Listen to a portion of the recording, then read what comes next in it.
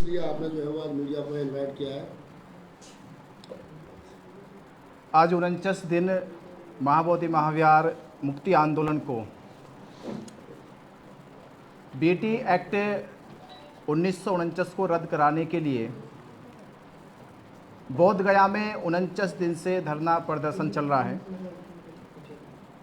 धरना प्रदर्शन जिस तरह से अपनी गति से निरंतर मजबूत गतिमान होता जा रहा है, देश और दुनिया में पूरा माहौल, जो बौद्ध समाज सोया हुआ था, जो बहुजन समाज सोया हुआ था, वो जग गया है।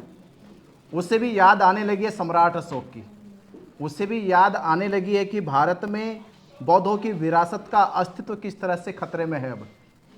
अब उस अस्तित्व को बचाने के लिए जो मुहिम 12 फरवरी से शुरू हुई थी और आज की तारीख तक पूरे देश में वह एक देश का नहीं दुनिया का मुद्दा बन चुका है।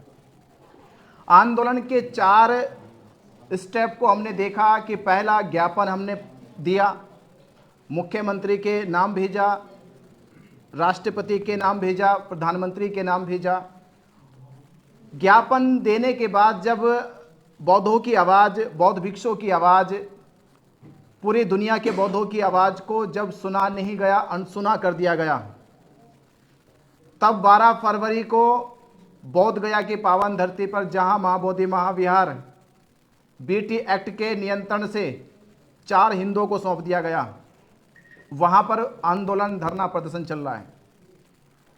धरना प्रदर्शन को लगातार 49 दिन हो गए। 49 दिन के बाद भी प्रशासन अब तक उसने ये कोशिश नहीं करी है कि क्या मांग है, मांग पर समीक्षा की जाती, विचार किया जाता। गया प्रशासन ने, बिहार सरकार ने अब तक बौद्ध भिक्षुओं से मुलाकात तक नहीं करी। 49 दिन हो गए, नई मांग नहीं है, नया मुद्दा नहीं है, वर्षों पुराना मुद्दा है, ऐतिहासिक मुद्दा है, कानूनी मुद्दा है। ये कब्जे का मुद्दा नहीं कि नई कोई जमीन नई जमीन तलाश ली और उस पर कब्जे के लिए मांग करे, कब्जे की मांग नहीं है, ये बचाने की मांग है कि जो विश्व धरोहर है, वर्ल्ड हेरिटेज है। यूनेस्को ने भी कहा कि अब ये केवल बौद्धों की संपत्ति नहीं रही, बौद्धों का तीर्थ स्थल नहीं रहा, ये पूरी दुनिया का स्थल बन चुका है, ये वर्ल्ड हेरिटेज हो गया। वर्ल्ड हेरिटेज होने के बाद केवल राज्य सरकार की जिम्मेदारी नहीं है, साथ साथ में केंद्र सरकार की भी पूरी जिम्मेदारी है कि केंद्र सरकार महाबोधि महाविहार के नियंत्रण को, उसकी सुरक्षा को, रक्षा को और उसकी गरिमा को देखे। पर सेंट्रल गवर्नमेंट ने, राज्य सरकार ने बिल्कुल भी उधर ध्यान नहीं दिया। उसके कारण वहां पंडे पुरोहितों ने आडंबर, पाखंड, अंधविश्वास करना शुरू कर दिया। क्या ये दिखाएगी हम दुनिया को कि ये है हमारे पास वर्ल्ड हेरिटेज, जहां पर एक पंडा पुरोहित बैठकर मरे हुए लोगों का श्राद्ध कर रहा है, पत्थर का शिवलिंग बनाकर जल चढ़ा रहे? ये दिखाएगी हम कि बुद्ध के दर्शन, जो विश्व वैज्ञानिक कहलाए, शांति का प्रतीक बने, करुणा का एक संदेश लेकर गए, क्या वो दिखाएगा कि महाबोधि में महाविहार में आज क्या हो रहा है? तो जब 49 दिनों के बाद भी सरकार के कानों तक हमारी बात नहीं पहुंची, तो आंदोलन के 2 और आगे के चरण है। जो तीसरा चरण होता है रथ यात्राएं निकालना, कि जहां हम धरना प्रदर्शन एक जगह पे रह के कर रहे थे और लोग हमें दूर दूर से सपोर्ट कर रहे थे, अब हम लोगों के पास जाएंगे, उनका हाथ पकड़कर उनके गांव से, उनके शहर से, उनके राज्य से लेकर बोध गया 12 मई तक पहुंचेंगे हम लोग। तो हमने 14 अप्रैल बाबा साहब डॉक्टर अंबेडकर जी के जन्म दिवस से दलित प्रेरणा स्थल नोएडा से रथ यात्रा, पद यात्रा शुरू करने जा रहे हैं। रथ यात्रा, पद यात्रा का ये जो माहौल पूरे देश में बनेगा और पूरे देश के बौद्धों से, बहुजन समाज से ये अपील हम लोग करेंगे कि एक मुट्ठी अन्न लेकर मुक्ति का जन समर्थन अपना पेश करें, क्योंकि जब तक इस आंदोलन में बौद्धों की, बहुजन समाज के लोगों की भावनात्मक संबंध नहीं बनने के, नहीं जुड़ने के, तब तक हम बैठे बैठे केवल उधर देखते रहेंगे कि समाज कब आएगा। तो रथ यात्रा का अभियान शुरू करने की तैयारी हो चुकी है और ये रथ यात्रा का अभियान एक बड़े काफिले के साथ हम तैयारी कर रहे हैं कि 500 बौद्ध भिक्षु इस रथ यात्रा में चले गए। धीरे धीरे बोध गया तक पहुंचते पहुंचते 12 मई तक, बुद्ध पूर्णिमा तक हजारों बौद्ध भिक्षु एक बड़े काफिले के साथ 12 मई बुद्ध पूर्णिमा तक बोध गया पहुंचेंगे। और हमारी एक यात्रा नहीं है, जिस तरह से अभी हमने पिछली कॉन्फ्रेंस में कहा कि हम 14 अप्रैल से यात्रा शुरू करेंगे, तो अभी मुझे जानकारी हो रही कि महाराष्ट्र से भी यात्रा शुरू की जाएगी बंते जी के द्वारा, छत्तीसगढ़ से भी शुरू की जाएगी, फिर उधर गुजरात से भी शुरू की जाएगी। तो हमने देखा कि यात्रा तो ऐसा होगा कि बोध गया 12 मई तक देश के हर एक स्टेट से रथ यात्राएं, पद यात्राएं आनी शुरू हो जाएगी। और देखते देखते जो हमारे एक राहुल नागपाल जी ने मुझे बहुत अच्छी बात पिछले हमने इंटरव्यू में कहा कि 12 मई को 12 लाख लोग पहुंच जाए। तो 12 मई का 12 लाख लोगों का, जो बौद्ध उपासकों का, बहुजन समाज के लोगों का एक टारगेट हो जाए कि 12 मई को 12 लाख लोग बौद्ध पूर्णिमा पे बोध गया पहुंच जाए। तो ये तीसरा हमारा जो चरण होगा कि पूरे देश में रथ यात्राएं निकाली जाए। तो रथ यात्राओं का अभियान 14 अप्रैल से बुद्ध पूर्णिमा 12 मई तक निरंतर पूरे देश में चलना चाहिए। और पूरे देश से अपील करनी चाहिए कि हम अपने बातों को जन जन तक पहुंचाने के लिए बीटी एक्ट क्या है, विरासत का मुद्दा क्या है, क्यों महाबोधि महाविहार बचाना चाहिए, किस तरह से भारत में बौद्धों के विहारों पर, बौद्धों के धार्मिक स्थलों पर किस तरह से वर्षों से, सदियों से कब्जा किया गया है, अब उन्हें मुक्त कराने की बारी आ चुकी है। और ये जब तक मुक्त नहीं होगा तब तक हम लोग पीछे नहीं हटेंगे। निरंतर इसी को अपने जीवन का संघर्ष मानकर, इसे जीवन का उद्देश्य मानकर हम इस पे आगे बढ़ते रहेंगे। महाबोधि महाविहार हम कह रहे थे कि खाली कर दो, ब्राह्मण छोड़ के चला जाओ, हिंदू एक्ट 1949 रद्द कर दो, तो ये बात रुक भी सकती थी यहीं तक। अगर ये बात आप लोगों ने नहीं मानी, अगर इस बात पर अब जब तनातनी होती जा रही है, तो महाबोधि महाविहार ने देश में जितने भी बुद्ध विहारों पर कब्जा किया गया है, धीरे धीरे एक महाबोधि महाविहार को खाली कराया जाएगा।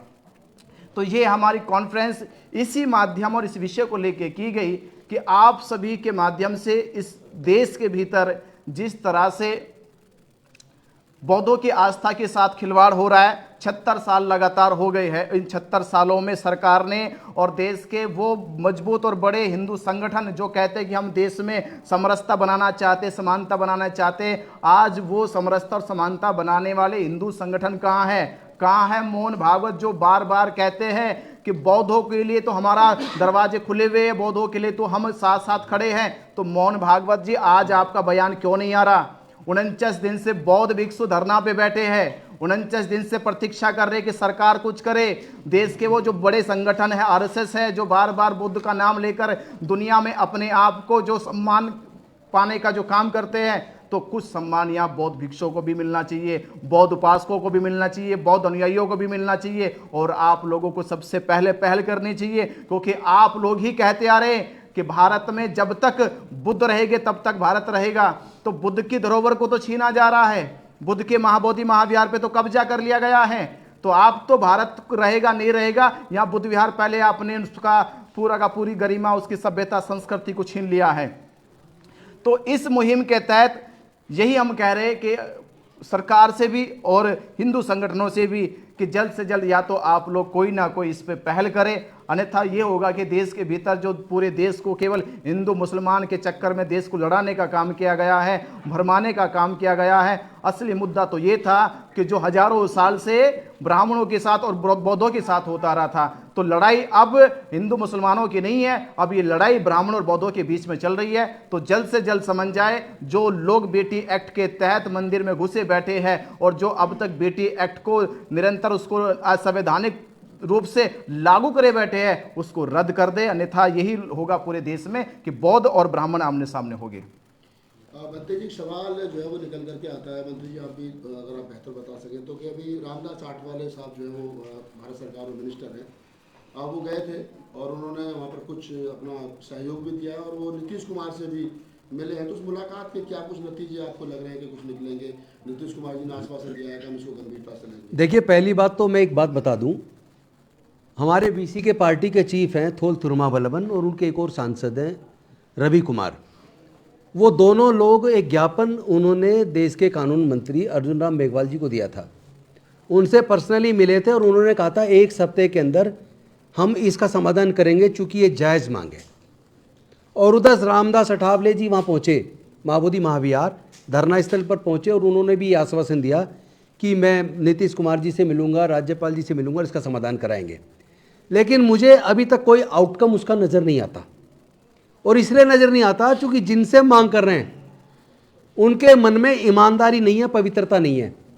तो मैं उनको एक बात के लिए आगाह कर दूं कि ये महाबोधि महाविहार पूरे दुनिया के बौद्धों की आस्था का केंद्र है।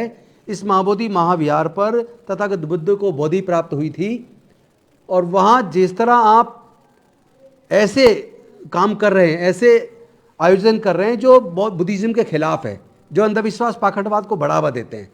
अगर कोई आपके जो मंदिर है, कृष्ण के मंदिर है, राम के मंदिर हैं, अगर कोई उस मंदिर में जाके कोई नमाज पढ़ना शुरू कर दे, या कोई चर्च का पादरी कोई आके वहाँ अपनी प्रेयर शुरू कर दे, तो क्या आप उसको स्वीकार करेंगे? बौद्धों की आस्था के केंद्र में ऐसा कोई भी कार्य चाहे वो पिंडदान हो या कोई भी, क्यों कर रहे हो भैया आप? आपके पास क्या मंदिरों की कमी? आपके पास तो लाखों मंदिर हैं। तो आज ये आंदोलन हम जन जन तक, पूरे देश के कोने कोने तक, पूरे दुनिया के कोने कोने तक लेके जा रहे हैं। और सफलता इस बात की देखिए, अभी परसों बहुत बड़ा प्रदर्शन लंदन के अंदर हुआ है, जहां सैकड़ों और हजारों की मात्रा में लोगों ने प्रदर्शन किया। लास्ट वीक वाशिंगटन डीसी में हुआ, न्यूयॉर्क में हुआ, ऑस्ट्रेलिया के अंदर हुआ, फ्रांस में, जर्मनी में, तमाम देशों में जहां जहां तथागत बुद्ध को मानने वाले लोग हैं, महाबोधि महाविहार की मुक्ति के लिए आवाज बुलंद कर रहे हैं। और अभी तो हम केवल महाबोधि महाविहार की मुक्ति की बात कर रहे हैं, क्योंकि हम इस मसले को बढ़ाना नहीं चाहते। आप तो मंदिरों में मस्जिद तलाशते फिर रहे हो, लेकिन ध्यान रखना, अगर सारे धार्मिक स्थलों पे खुदाई हो जाए तो 500 साल से पहले के जितने भी मंदिर या जितनी भी विरासत मिलेगी वो बुद्ध की मिलेगी। खुद स्वामी विवेकानंद जी ने अपनी राइटिंग्स के अंदर वॉल्यूम 7 में बताया है कि अनेकों बौद्ध मंदिरों पर कब्जा करके हिंदू मंदिर बनाए गए। पुरी का, जगन्नाथपुरी का जो मंदिर है वो बुद्ध का मंदिर है। और हमारे खुद के जो लोगों ने जो रिसर्च किया है, उस रिसर्च में पाया है, आपको पता होगा, जब आदरणीय नरेंद्र मोदी जी मुख्यमंत्री थे गुजरात के, तो सोमनाथ टेम्पल के नीचे खुदाई शुरू की गई थी आर्कियोलॉजिकल सर्वे ऑफ इंडिया के द्वारा। उसके नीचे बुद्ध का मंदिर, बुद्ध की गुफाएं निकल आई, तुरंत उसको वहीं पे उन्होंने जांच को रोक दिया। मैं कह रहा हूं जहां भी खोदोगे बुद्ध निकलेंगे। भारत में 2000 से ज्यादा गुफाएं हैं और उसमें 98% गुफाएं बुद्ध की हैं। हर जगह बुद्ध के अवशेष हैं। कितना छुपाओगे? जहां भी खुदाई होगी केवल बुद्ध निकलेंगे। अगर आप महाबोधि टेम्पल को तुरंत बौद्धों को सौंप देते हैं, उसका मैनेजमेंट कमेटी बीटी एक्ट 1949 को तुरंत रिपील करके, तो ये शायद पूरे देश के लिए अच्छा होगा और ये इन लोग के लिए अच्छा होगा। वरना अभी हम महाबोधि महाविहार की मुक्ति की बात कर रहे हैं, उसके बाद जितने बौद्ध मंदिरों पे कब्जा किया गया है, फिर हम उसके लिए भी आंदोलन छेड़ेंगे। और हम और बनते जी और तमाम बौद्ध भिक्षु और तमाम अम्बेडकरी या बुद्धिस्ट उपासक, जो पूरे देश के अंदर उपासक उपासिकाएं जो मूवमेंट चला रही हैं, अब हम इस आंदोलन को एक एक घर, एक एक गांव तक लेके जाएंगे। अभी तो 14 अप्रैल को दलित प्रेरणा स्थल नोएडा से इस धम्म यात्रा की, इस न्याय यात्रा की, शांति यात्रा की शुरुआत हो रही है, जिसमें पद यात्राएं भी होंगी। और हम जगह जगह मीटिंग लेते हुए इसको आगे बढ़ाएंगे और फिर पूरे देश के कोने कोने से भी इस तरह की यात्राएं निकलेंगी। और हम इस आंदोलन को इस बार, जैसे 92 के अंदर भंते नागार्जुन सुरेई ससई जी के नेतृत्व में जो आंदोलन चला था, और उस आंदोलन को आपने डिफ्यूज़ किया, उनको अल्पसंख्यक आयोग का मेंबर बना दिया, बाकी 4 बिकुओं को उसका मेंबर बना दिया मैनेजमेंट कमेटी का, और आपने उनको प्रॉमिस किया कि हम इसका पूर्ण समाधान करेंगे, लेकिन आपने समाधान नहीं किया। इस बार ये आंदोलन तब तक चलेगा जब तक पूर्ण समाधान ना हो जाए, जब तक बीटी एक्ट 1949 एक्ट रिपील ना हो जाए। हम इसको जन जन का आंदोलन बना देंगे। और ये समझ लीजिए, ये केवल अंबेडकर वादियों तक सीमित नहीं है। देश के तमाम दलित, पिछड़े, आदिवासी और यहाँ तक कि माइनॉरिटी के भी 90% लोग ये उस बात को समझ रहे हैं कि हम सब के पूर्वज बौद्ध थे। यानी भारत में 90% लोगों के पूर्वज बौद्ध थे। तो ये 90% लोगों का आंदोलन बनता जा रहा है। एक एक गांव तक, एक एक घर तक, एक एक परिवार तक इस आंदोलन को लेके जाएंगे। राजनीति अपनी जगह, हम राजनीति से ऊपर उठ के, क्योंकि ये हमारी सांस्कृतिक विरासत का मसला है, ये हमारे मान सम्मान और स्वाभिमान का मसला है, तो हम अपनी सांस्कृतिक विरासत को पूर्ण मुक्ति तक अब रुकने वाले नहीं हैं। और एक तरफ सर्वोच्च न्यायालय के न्यायाधीश जजमेंट दे रहे हैं आस्था के आधार पे, तो हमारी आस्था की कोई कदर नहीं है क्या? तुम्हारी आस्था आस्था, हमारी आस्था आस्था नहीं है। तो ये आंदोलन बहुत ज़्यादा बड़ा होने वाला है। मैं तो निवेदन करूंगा आदरणीय नीतीश कुमार जी से भी और देश के प्रधानमंत्री नरेंद्र मोदी जी से भी, वो दिल बड़ा करके इस समस्या का समाधान तुरंत कर दें, अन्यथा ये इतना बड़ा आंदोलन होने वाला है, ये आपकी बस की संभालना नहीं है। इससे पहले कि इतना बड़ा आंदोलन हो जाए, मैं आपसे निवेदन कर रहा हूँ इसका समाधान कीजिए, तो बात यहीं तक शांतिपूर्ण तरीके से निपट जाएगी। क्योंकि हम बुद्ध को मानने वाले हैं, उस बुद्ध को जिसने दुनिया को शांति मानवता का संदेश दिया, जिसने समता, स्वतंत्रता, बंधुता, न्याय, प्रज्ञाशील, करुणा और मैत्री का संदेश दिया। तो हम हाथ जोड़कर विनती कर रहे हैं, लेकिन अगर हम हाथ जोड़ना जानते हैं तो हम हाथ मरोड़ना भी जानते हैं। अभी हम इंतजार कर रहे हैं, देखते हैं आप लोग कितना और रिजिड होके हट धर्मी करके बैठे रहेंगे। आप हमारी अगर परीक्षा ले रहे हो तो आप हमारी परीक्षा ले लो। अगर ये आंदोलन कुर्बानी मांग रहा है तो सबसे पहले हम लोग कुर्बानी देंगे बनते जी। हम अपने आप को मिटाने को तैयार हैं, लेकिन अपने समाज की, इस पूरे बुद्धिस्ट समाज की आस्था के ऊपर आंच नहीं आने देंगे। हम इसको मुक्त कराने तक रुकने वाले नहीं है, आंदोलन घर घर तक हम लेके जाएंगे। शुक्रिया। एक सवाल और अंत में लेते बनते जी, सवाल ये कि जब सारी बात सरकार जानती है, विदेश में जाके मोदी जी कह रहे हैं कि मैं बुद्ध की धरती से आया हूँ, और जहाँ खोते वहाँ बुद्ध निकलते, तो क्या कारण है सरकार मान क्यों नहीं रही है? मैं एक ऐतिहासिक दृष्टिकोण देखे, हिंदुओं के पास 4 धाम है, चारों धाम में बोध गया का जिक्र नहीं। 4 वेद उनके पास है, 4 वेदों में महाबोधि महावीर का या बोध गया का जिक्र नहीं करते। तो कहाँ से ये लोग शिव मंदिर लेकर आ गए? शिव के मंदिर का इतिहास शिव पुराण में या तो काशी का जिक्र है या कैलाश का जिक्र है। कभी हमने किसी किताब में नहीं पढ़ा कि शिव मंदिर का जिक्र बोध गया में है। अगर भारत को छोड़ के दुनिया के बाहर जाके पढ़ो, भारत को छोड़ दो, आप दुनिया के बाहर जाके पढ़ो और ये पढ़ो कि बोध गया में किस महामानव का, किस महाभगवान का जिक्र होता है, किसका जिक्र होता है। भारत के बाहर जाके पढ़ लो तो बुद्ध का जिक्र होगा। दुनिया पढ़ रही कि बोध गया में सिद्धार्थ गौतम को संबोधि प्राप्त हुई है, पूरी दुनिया जानती है। नालंदा यूनिवर्सिटी में जब पढ़ाया गया, नालंदा यूनिवर्सिटी के बाद जब बच्चे वहां से प्रैक्टिकल के लिए बोध गया आते तो यहां पर बुद्ध के दर्शन की रिसर्च करते थे केवल। कभी शिव के दर्शन की रिसर्च नहीं करी, यहां पे राम की नहीं करी, विष्णु की नहीं करी, बुद्ध की करी उन्होंने। और बुद्ध के दर्शन का जिक्र फिर जाके चीन के जो यात्री विद्यार्थी यहां पर आए, फाइयान, इत्सिंग और हैंसवांग, उन्होंने जिक्र करा इस बारे में। क्योंकि जब नालंदा पढ़ते, नालंदा के बाद वो प्रैक्टिकल के लिए बोध गया आते थे, बोध गया की यात्रा करते थे, वो बुद्ध के बारे में लिखते थे।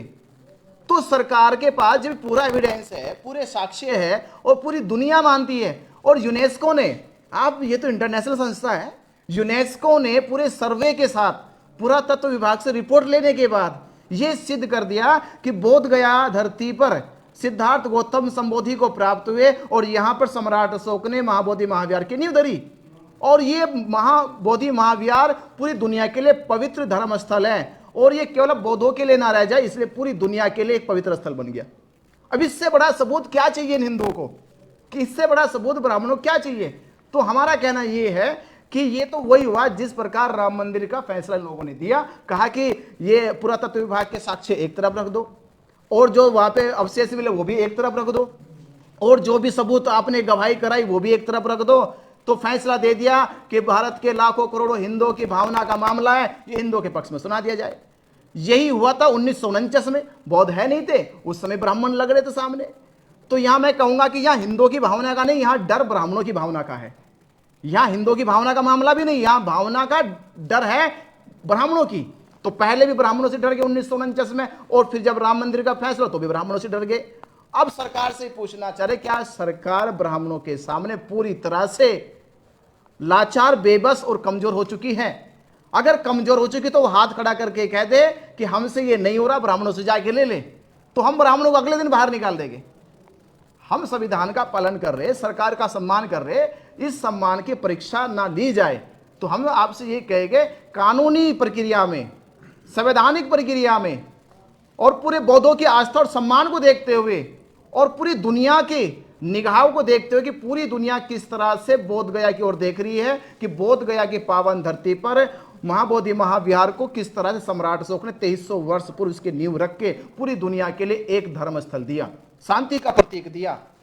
ये वो प्रतीक है जहां संसार को यह मिला कि किस तरह से एक संसार में आने वाला आम मनुष्य कैसे बुद्ध बन जाता है। ये उसका प्रतीक है, ये उसका प्रतीक है कि मनुष्य कैसे दुखों से मुक्ति पाएगा।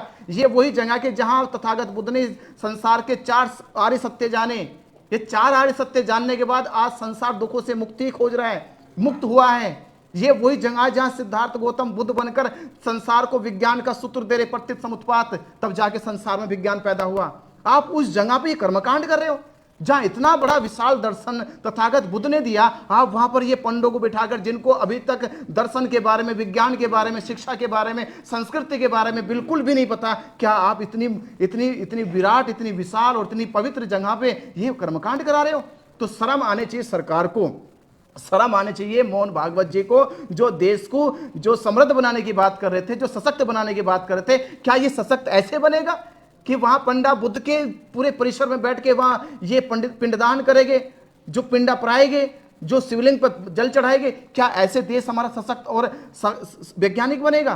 तो हम यही कहेंगे कि विज्ञान के आधार पे, से शास्त्रों के आधार पे, से संविधान के आधार पे, किसी भी आधार से कोई भी साक्ष्य उठा लीजिए, माँ बोधि महाविहार बौद्धों का है और बौद्धों को मिलना चाहिए। चलिए एक आखिरी सवाल बनते जी, थोड़ी सी अपील कर दीजिए कि जो आप नोएडा से प्रेरणा स्थल से, दल प्रेरणा स्थल से जो आप ये पद यात्रा या रथ यात्रा जो शुरू कर रहे हैं, उसकी टाइमिंग क्या रहेगी? हाँ। और वो कब और उसमें कैसे लोग शामिल हो सकते हैं? कोई मोबाइल नंबर जो आपसे लोग संपर्क करना चाहें, और क्या उसकी पूरा सिस्टम रहेगा?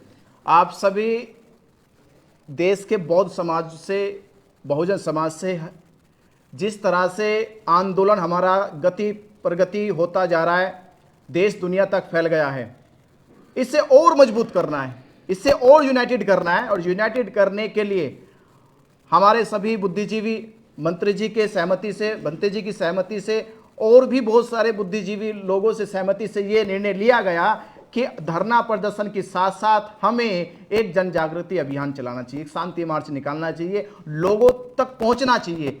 तो उस पर निर्णय लिया गया कि एक रथ यात्रा, पद यात्रा शुरू कर दी जाए। कब शुरू कर दी जाए? कि इस देश में आंदोलन को गति और आंदोलित करने के लिए बाबा साहब डॉक्टर अंबेडकर जी के जन्मदिन से बड़ा कोई दिन हमारे लिए नहीं है। उसके बाद से मेरठ, मेरठ से मुजफ्फरनगर, मुजफ्फरनगर से बिजनौर, बिजनौर से अमरोहा, अमरोहा से मुरादाबाद, मुरादाबाद से रामपुर, रामपुर से बरेली, बरेली से बदायूं, बदायूं से आजमगढ़ से मऊ, मऊ से बलिया, बलिया से गाजीपुर, गाजीपुर से बक्सर, बक्सर से आरा, आरा से पटना और पटना से फिर बोध गया। ये हमारी यात्रा का पूरा मैप है। ये यात्रा 14 अप्रैल शुरू होगी और हम 10-11 मई यानी बुद्ध पूर्णिमा से एक दिन पहले बोध गया पहुंच जाएंगे। ये यात्रा देश में 12 मई को 12 लाख लोगों से निवेदन कर रही है कि महाबोधि महाविहार को बचाने के लिए, विरासत को बचाने के लिए केवल एक दिन के लिए आप आ जाओ। जिस तरह से 2 अप्रैल 2018 में आप लोग निकल कर आए थे, एक दिन निकल के आ जाओ।